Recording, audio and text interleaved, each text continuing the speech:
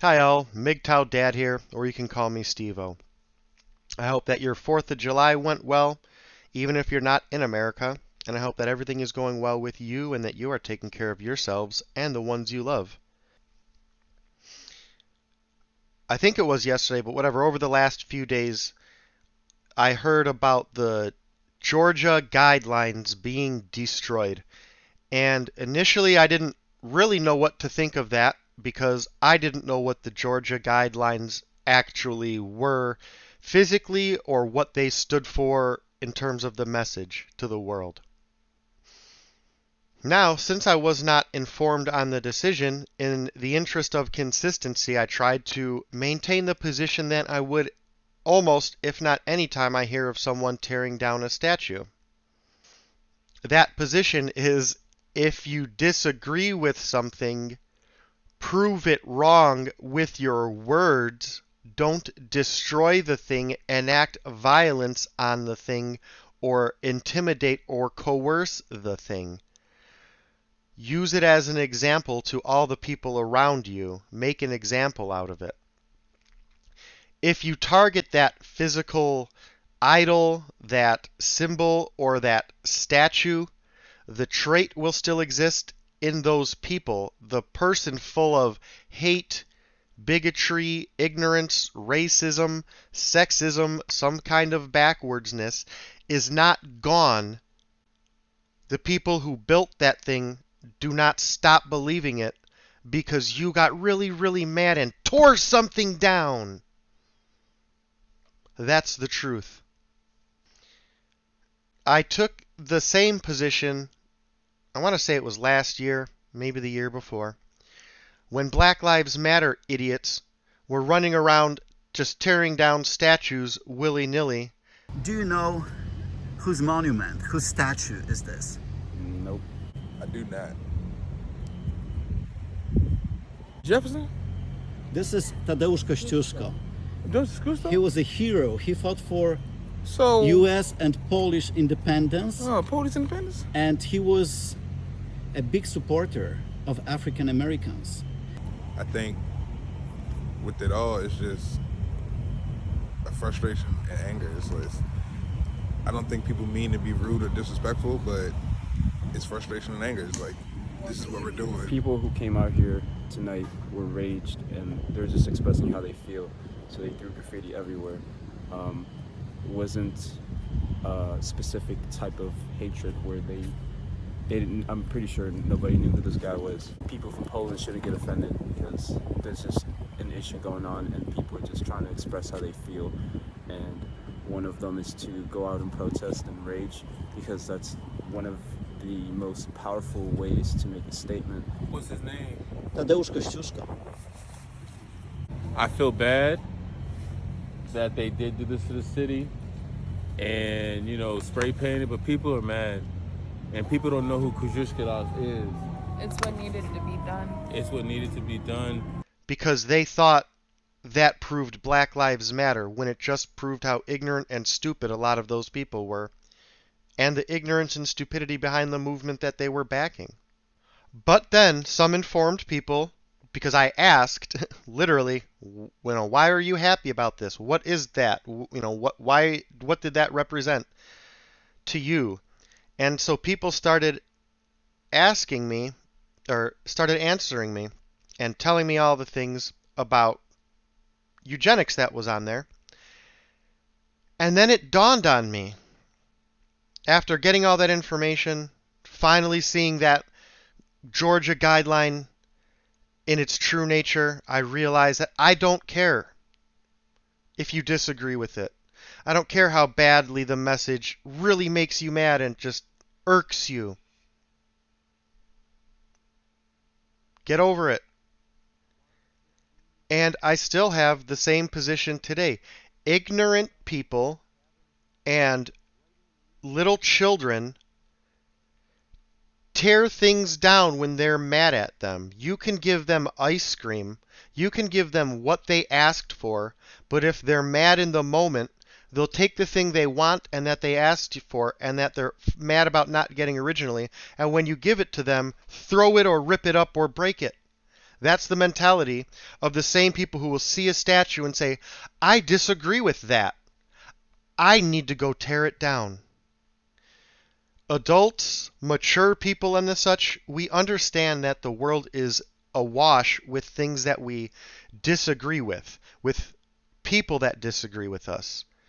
We are overwhelmed with people we dislike and disagree with. We deal with those things without tearing those people down. On television and all over the internet, we see and hear things that we disagree with constantly, but we don't tear apart our devices and tear down the internet. Now, someone asked me something akin to, what if an artist made a depiction of my daughter's getting raped and put it on display publicly? What would I do?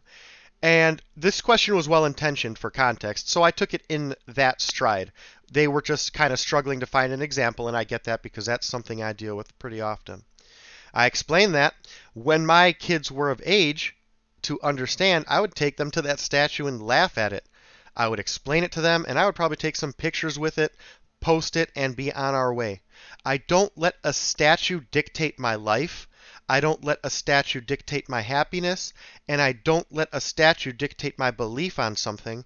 And I'm trying to raise my 3 kids to be similar, that if they see a message walking down the street and there's a poster that has a picture of them or me and it says, I hate this person, they're stupid, or this person, the poster of me is ignorant twit, they just walk on. I'm not going to tear the thing down or demand that that building do this or cry or call the police. Just lots of people probably think my dad's a twit, and I want them to understand that they're going to go through life knowing people won't like them no matter what. Even under the best circumstances, there are people who will try to view you negatively and take you at your worst, and you just take that in stride and move on. So that was an extreme example, and I offered them up 2 more. One about me being a Marine Corps veteran and another about Hitler. But I want to talk about a statue of the Pope in Hamtramck, Michigan. Now, I'm not religious, I'm a deist. I was raised Roman Catholic, but I'm not a practicing Roman Catholic. Look up what deism is, but I'll make a video about it at some point. But the point is, I'm not a believer in the common context, or at all, depending on your view. But that statue of the Pope means something to me in a non-religious context. I remember when the city was raising money, the city council was trying to get all the stuff passed, the necessary requirements and ordinances and all that. And my mom was on the city council, my grandma was raising money, and I remember when they started breaking ground when I was a kid and it got all set up and everyone was proud. The Pope eventually came down and it was just this big thing. And even now, when I'm either just not struggling with, but just thinking on faith, thinking back to things, revisiting things, and more in the religious context, because my link to religion is the church that I was, I don't want to say raised in, but raised in terms of the religious capacity. I go down there a lot and I think a lot because I like to. It's just, sometimes for me, being in a certain position puts me in a different mentality, and being in the church sometimes helps me, I guess, just be more connected to those memories and the now, because I don't want to have a negative opinion of the church based on the negative interactions I had with it growing up. And the point is, if the bar for tearing down a statue is that thing over there I really, really, really disagree with, then that bar is open to the statues and the things that you enjoy, the things that you find faith in. When you cheer on the destruction of some thing you don't like, when someone breaks down the thing that you like under the same premise, you should either be happy because that's the bar that you set, that's the standard you want to live, or you should take a moment and say, why am I upset at this? I should probably revisit my principles and change my position because I'm a hypocrite right now. Lastly, icons are lessons, and not every lessons message is do exactly this, or this is right, or this is the thing to do. Some lessons are exactly the opposite and scream out to the individual, don't repeat this. Learn from me. Stop. You're doing what we did. When you have something that is evil, let it be. Let it be open and honest for the world to see. Interact with it. Ask it questions. Let it spew its hate in its own world so that there are no misconceptions or conspiracy theories as to what the thing said or meant or what its intentions were or are. Let people wear their hate on their sleeves and let them worship hate on their lawns and on their properties and on their vehicles. And to be 100% clear, I abhor and loathe with every ounce of my soul the hateful, ignorant, racist, and bigoted practices of eugenics.